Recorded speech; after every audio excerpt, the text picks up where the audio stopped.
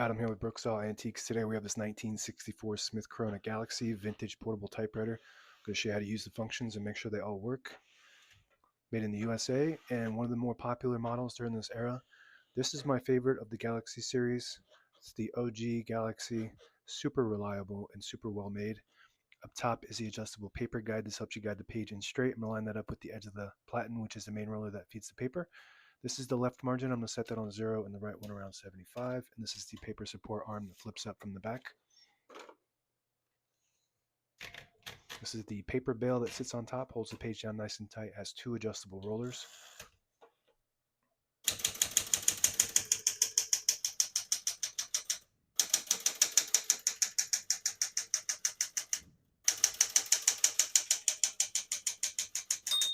Once you hear the bell, you're near the end of the margin. Hit this line space, gets you back to the beginning, and skips 1, 2, or 3. Right now we have it on single, but if you want double, just flip the switch back 1 notch. It skips 2. 1 more, it skips 3. We're going to keep that on single for now and finish typing.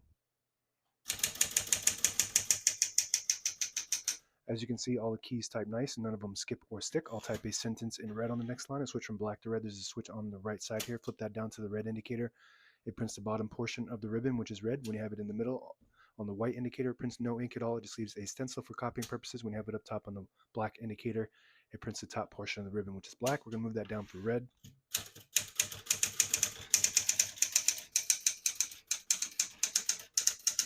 Beautiful. Really fun and easy to type on. Beautiful seafoam green color. And pica typeface, prints 10 characters per inch. Really nice print. To pull the page out easy, there's a switch on the right side. Flip that forward. It unlocks the rollers underneath the platen, allowing you to pull the page out easy or load thicker paper like carbon copy or cardstock. Make sure you flip that back before you load the next page or else it won't load correctly. Going to flip this down for now and put the color back on black. Shift on each side, shift lock on the left. To clear that, just hit the shift button again. Backspace on the left side. Very good. Touch control, low, medium, and high. The higher you go, the more tension there is when you hit the keys. You do have to hit the keys harder for them to print, but they respond faster. The lower you go, the less tension. I was able to type as fast as I wanted on low. So this is just a really responsive keyboard. Tab on the right side.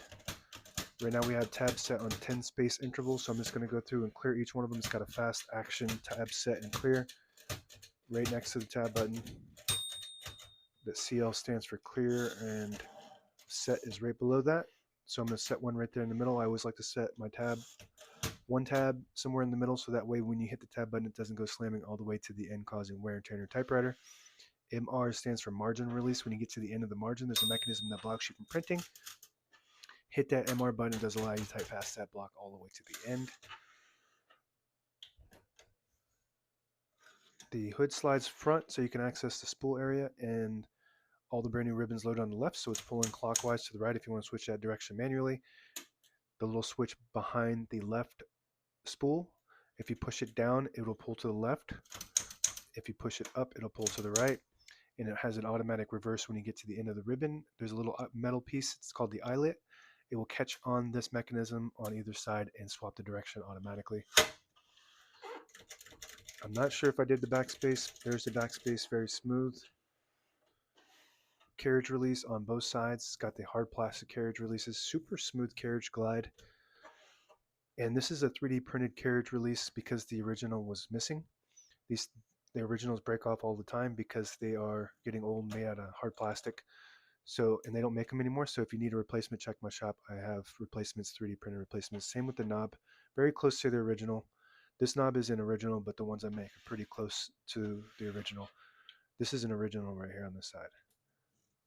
Very smooth carriage glide. And if you pull out this lever at the end of the left knob there, it disables the spacing so you can get to an exact spot on the page. You push it in, you get the clicks. Each one of those clicks is one space. And the same concept with this lever on the inside there. You flip it down, it disables the spacing. You flip it up, you get the clicks.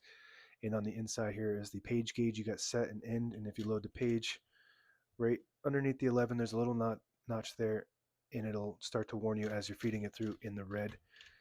2 inches, 1.5, 1 inch. And that's it. Now available on eBay or Etsy or my new website, brooksawantiques.com.